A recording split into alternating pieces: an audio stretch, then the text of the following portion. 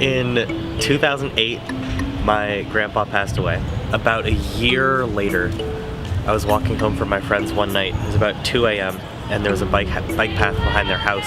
Patches of light, and there would be complete blackness, and then patches of light for about 2 miles down this one bike path. And as I was walking, I heard this song playing. Just from, I guess it was from a house nearby or something, but it was a song that I'd always associated with him when I was little because it was one of his favorite songs. And then I looked up, and down the path, probably 3 patches of light down the road, there was just a silhouette of a person. I kept walking closer, and they started to look more familiar as I got closer. I kind of recognized like the way he was standing, and I thought it was him. And then I walked up, like we were basically as close as you and I are right now. We couldn't have been like more than 3 feet from each other. And I said his name, and he just disappeared. So I'm from Wisconsin, and there's this park, and there's said to be this lady, and she's said to come at 11. And so we go to this park, and we're driving all around, and it's really spooky, and there's these random points of deep fog and then nothing and stuff. We're driving around trying to find this one parking lot that is supposed to be the most haunted point. And so then we get there, and we're sitting there, and we're waiting, and we're not really seeing anything.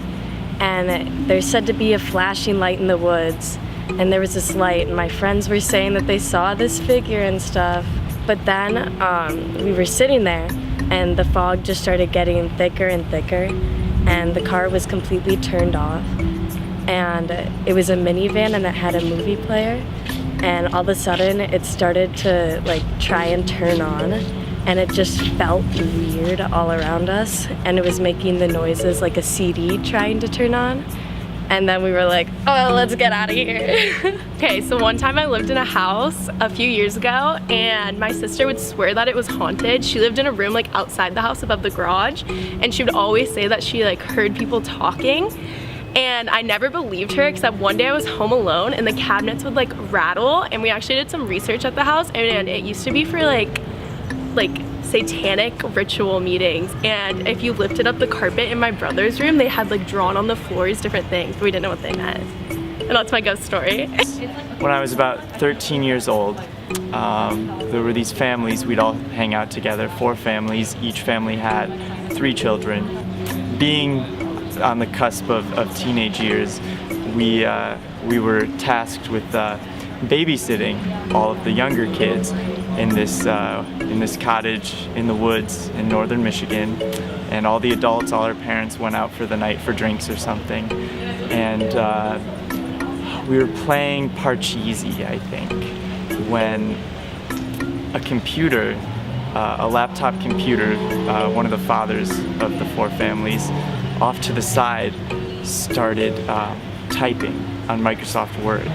The exact context was a little all over the place. The word Hitler came up more than once, and that was frightening and strange and odd, but also the phrase, "you will be gone," was something that also appeared on the word processor.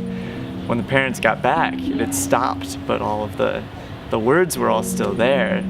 But one of the dad who owned the computer just deleted the file without saving it. I'll never know what was trying to be conveyed in that message, and it was truly a frightening experience, and the only one I've had that feels otherworldly like that.